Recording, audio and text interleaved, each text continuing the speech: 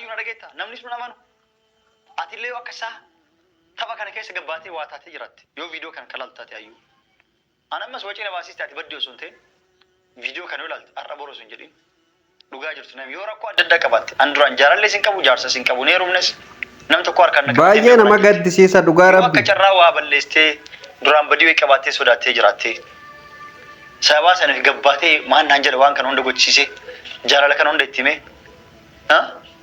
maan naan jedha yoo booda kijibduu ta'ee na arge jettee qaanfattee sodaattee mana baddee jiraatte hangara kiyyaa rakkoon qabu kootu dhugaa jirtu naa himu rakkoon tokko hin jiru atumaan dhugaa naa himu ani ammas kana yaachisaa jiru ati lubbuun jirta mucaa wantu fayyamaa qabdi way jinni way qabattee jinni nama suwaasti qabattee deemtee qilee wayitti darbeeti shakkiya jinni maal qabdi boo ati situ waggaa meeqa si wajjin jiraataa ture waggaa kudha wargaa biyyaa bee amala isin kan beetan isin rakkoo akkana jinni akka walii gadu oofani qabdi waan akkasii irratti argeen beeku kana dura waa'ee kee irra deebi'ee akkam jirtu daawwattoota Oromaan akkuma beekamu ayyuun haati mana lammaffaan Sa'idoo jechuudha jalaa badde akkuma jedhanitti namoonni baay'een immoo akka waan argamtetti illee kan haasayan jiranii jechuudha har'a immoo Sa'idoon afaan isaatiin gadi bahee jechuudha haala isin dhageessan viidiyoo irraa dhageessan kanaan dubbatee jira jechuudha ayyuun akka hin argaminii fi eessa akka jirtuu fi maaliif akka badde hundaa'u jechuudha viidiyoo kana keessatti Sa'idoon afaan isaatiin dubbatee jira jechuudha dhugaa jirtu asirraanii dhageessanii viidiyoo kanarratti riyaakshina bareedaa waliin goona yaada keessan komentii jalatti barreessaa namoonni chaanaala afaaraa taatan sabskiraayib godhuu hin dagatinaa viidiyoo laayik godhaa.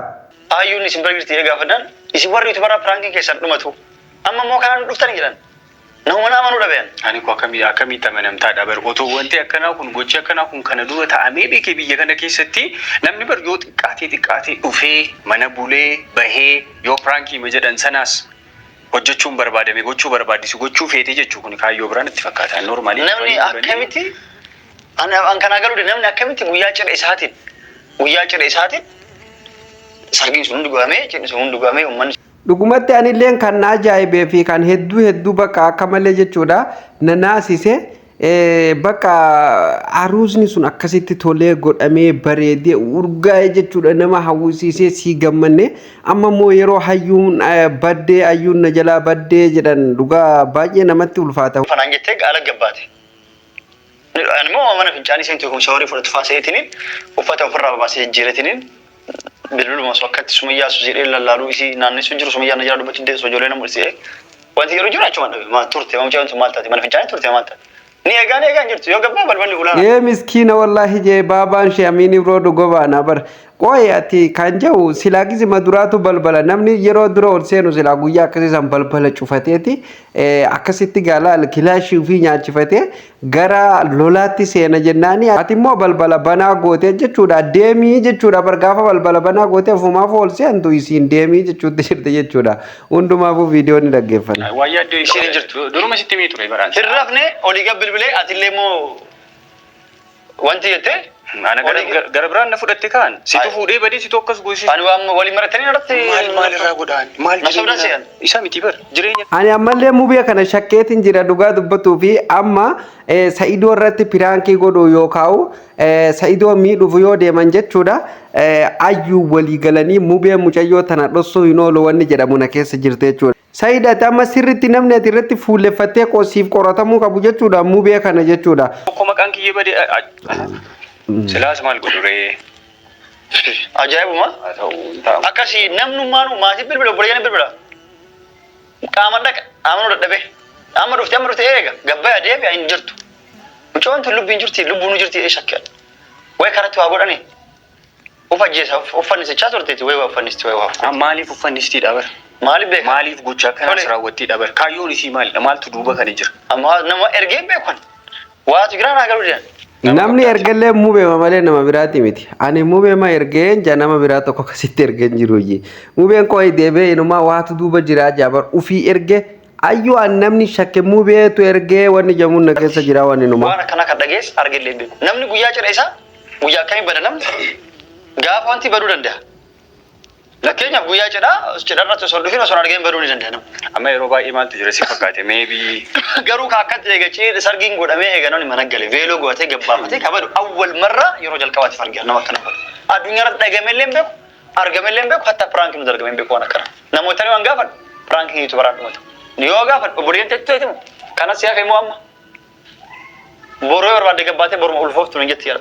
Isi warri yuutubaraa namoonni amanuu dhabe halkan guutuu barbaadaa dhaqee oolee guyyaa guutuu barbaadaa oolee poolis xaabiyaa hundatti waajjira poolis galbeessaa oolee hin barbaadaa jiranii wajjin namoota hedduuti bakka isiitti argamtu hundi barbaadaa oolee namni amanuu dadhabee maatis biraas ganda keessa illee dhaqee balbala dhaabadhee hatta amma nama itti godhe nama olii gaafa facaase ka barbaadu. Akka shollota daawwattoota keenna hayyuun haala kana mana keessaa nu jalaa badde. Meeshaa hana bachisiistee akkuma argitan horii bitee sargii yookaan cidha. Abee wurdat jette Sumayyaan viidiyoo takka irratti abee wurdat qooyaan ka jiru amma mee hoolaan bitamee lukkuun bitamee dooroo jedhanii miti lukkuu dooroon bitamtee bareen bitamee bagiin bitamee fiyyaliin bitamtee wanni hafe ni jira qooyi kuduraa fi muduraa silaa dhiisi gabaa guutuu gabaree baranuma gabaan baatee fi hundumaafuu baasii sundilli eenyu garuu an ka jiru mootummaadha moo Said Suma dhugaa baay'ee nama gaddisiisa. Ishiin argadda jettee moo itti yaadaa turtee gaafa moo guyyaa gammachuu keetii guyyaa gaa'ila keetii namnumti ati akkasitti baasii biti lubbuu keetu itti dabarsuu geessuun gaafa isa jalaa dhabamu hedduu nama dhagamaa jechuudha.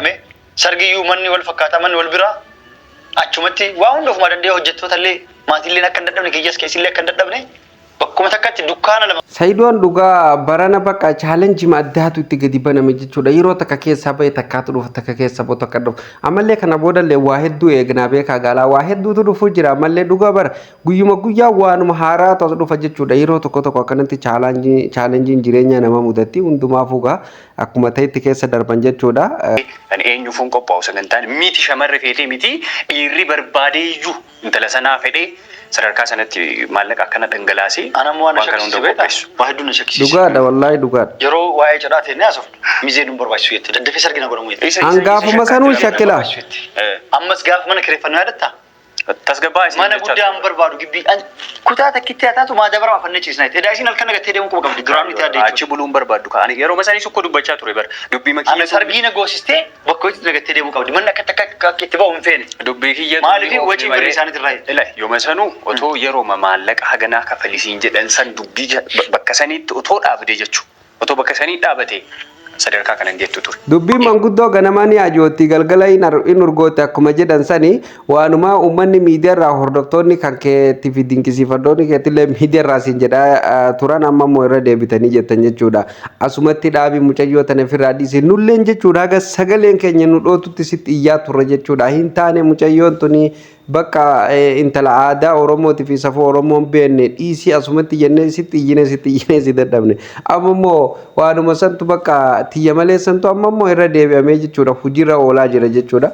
Hundumaafuu Said ko amshirumaa miti. Said bakka eega baddee dhiisi. Ani gaafuma isiin madaabaraa xinnoo wayii buufanna manuma xiqqoo barbaadnaan gaafuma isiin jettu sanuu shakkeen jira laal gaafuma saniyyuu maaliin jedhe viidiyoo irratti jechuudha. Ani mucayyoon tuni jechuun namoonni hedduulleen haaluma saniin irraa dubbataa turanii namni gaafa jireenyaaf deemu isiin bar gaafuma sanuu dubbii jijjiirtee jette waa ergitan isin maal jette gaafa duraa manallee barbaadu akkasumallee bakka waanuma akkuma ta'e ani si argatu qofa jechaa turte gaafa immoo Saidoon harka kennee fi jaalala isii ittiin booji'amee laphee isaa banee fi onnee isaa banee fi laphee isaa kennee fi jedhu aruuzaaf guyyaa qophaan aruuzni bareedannaa godhamuu qabaa bakka hin xiqqaa ta'u jettee barka inni baasii meeqa baase kana caalatti ba'uu qabaa kana caalatti aruuzni bareedee qophaa'uu qabaa jette jechuudha. Ani gaafuma sanuu mucayyoon tuni bakka gadhiifamtuu ta'uu isii baree jechuudha. Guyyaa sanuu maal isiniin jedhe irra deddeebiidhaan kilaasiin tokko dhugaa akkas dhugaa maal gaafa isiin jettu nattiin tolleen wanti sun. Hedduu nama shakkisiistu waa tokko dubbadhu afaan keessa na dhoofti jechaan na wanti jechaa turte akkuma isaanis argaa turan atiis argaa turte jechuudha. Ani garuu amma isinii haadha warraaf abbaa warraa. Atillee ammoo shakkuu eegalee. Maali? Atillee isii waan isii yaadde kana beektaa wal mormaa turtan yeroo hundaa wal mormitan isinis. Aara baay'inaan akkas otoo hin taane. Ati ammallee naa galuu diddatti yaadne kan kiyyaa. Atummaan shakkeessa nanitti. Yeroo hedduu yeroo wajji waa haasofnu yeroo wal loltan isin lamaan jidduutti. Situ iccitii isii waa beekaa ati waan akkanaan ta'u ittaan isiin haa ta'u maaliif ati gara deemta sin jetti. Waan na dhuistee jiraate naaf kun amma lubbuu beekamu mucoon tuni waa taatiin beeku nama. Si galee? Maal jedhan si fakkaate yoo ammaa kan ka dandeettuudhaani jennaanii. Ka dandeessuudhaani jennaanii dhirsi gowwaan galee niitii dhaaneedhan. Waatu jira gadi fageenyaan qoratamuu qaba inni yeroo hunda dhuguma akkuma Saidoon jedhu yeroo inni dubbate isiin bakka ittiin dhiistu yeroo inni isiin dubbate moo inni ittiin dhiisu wal afaanitti dhoowwaa deeman laal waatu jira beeka. Kanaafuu ayyuu yoo viidiyoo kan argaa jiraatte akkasumas namootaan akka tasaa ayyuu argitanii jiraattan dafaatii nu geessaa yoo akka carraaqiti jechuudha. Bakka itti baddee dhokattee akka jiraatu taate waannaan fayyaa isii lubbuun jiraachuudha. Yoo isii lubbuun jiraatte rakkoon qabu kakaanii suutarra geenna itti taasisu. Maatii isii dhaga gaafa dhabulee janii isii taphni keessan dhumatu piraanki keessan dhumatu piraankiin eegaltanii ammas piraankiin xumuruu deemtanii booda ilmummaan isin hortanu piraanki akkan ta'an nan jedha. Ajaa'iba bara. Orientii hima na kolfan. Ani waa tokko dubbachuu. Hin baddeen akka maal jechuun baddeen hin baddeen jennaan hin dhabee bara halkan gabbaatee dhabee. Eenyu si haamuu dur hin jirreen eessaa dhufe. Amma hordoftoonni nama nama kijuun se'an mana keessa dhufe silfaa se'an. Isintu uumeedha kana jedhamu jechuudha. Dhugaa dubbatuuf ayyuun seenaa ajaa'ibaa galmeessite way argitaniis seenaa giseen jedhu namni aruuzaaf yookaan guyyaa gaa'ela aruuzaaf qophaa'ee dibatee tolfatee jechuudha veeloo kaayyatee dhufe. Bakka nama waliin gaa'ela godhatu deeman yookaan abbaa manaa ofii san gammachiisuuf yookaan bakka jaalala bareedduu walii kennuuf tottolfatanii dhufanii jechuudha. Veeloon irraa baatee uffanni hirriibaa kaayyatamee maaltu irratti hafe egaa takka takkaan tajaafara libaanu san irraa yaasee fixe kilaashii ofii nyaachifatee jechuudha. Bakka silaa inni rukutuuf ala hammate san saatee bakka biraatti yoo rasaasni si argaa gore baay'ee nama gaddisiisa. Dhugaa rabbii sayid ko'amsi ramshirmaa miti. Namni akkanatti mee abbaa manaa ofii biraa badee riikardii addunyaa kana cabsanii jiraame Oromoo keessa fi Afrikaa fi Ameerikaa fi Awurooppaa fi Awustiraaliyaa keessa illee ni jira hin jiru jechuudha. Dhugaa rabbii hin jiru. Adiif gurraacha keessatti illee hin dhageenye jechuudha. Namni wallolee adda deemuun inuma jira garuu akka kanaa kana hin agarree jechuudha. Hundumaafuu garabbi sabrii siifaa kennu dhiisii bakka eega deemte bakka waan gootuun qabdu. Sumayyaatu sitti du'aa godhu jira. Caatii yamanii santu sirratti dalagaa jira. Ati amma argine caatii qaamtee sumayyaani du'aa isitti godhaa jirti. Kanaafuu ati amma sumayyaa caatii yamanii san itti cirtee sumayyaan du'aa isi godhu jirti. Sayid koo ati amma caatii yamanii san qaamtee sumayyaan laal du'aa isitti godhaa jirti. Sayid koo ati amma kallatti mankara yamanii ofirraa deebii mucayyoon baddee mucayyoo bakka booda mubee maatu fuudha kun beekamaadha ifaa beekadha kun mucayyoon in argitamee yoo mubee biraan mul'atte amma Sayidoo fi mubeen dhukkee walirraa kaasan ganaa hin argitani. Akkasii daawwattoota kabajamtoota keenya kanaadha keenya namoonni haaraa taata subscribe godhaa miseensa maatii keenyatti dabalama akkasumallee viidiyoo yoo isin gammachiise like godhuu hin dagatina. Yaada viidiyoo irraa isinitti mul'ate komentii jalatti nuuf barreessaa. Viidiyoo narraaf qopheesse asumarratti kan goolabamu ta'a. Viidiyoo itti aanu hamma walitti deebinutti nagaa ta'a.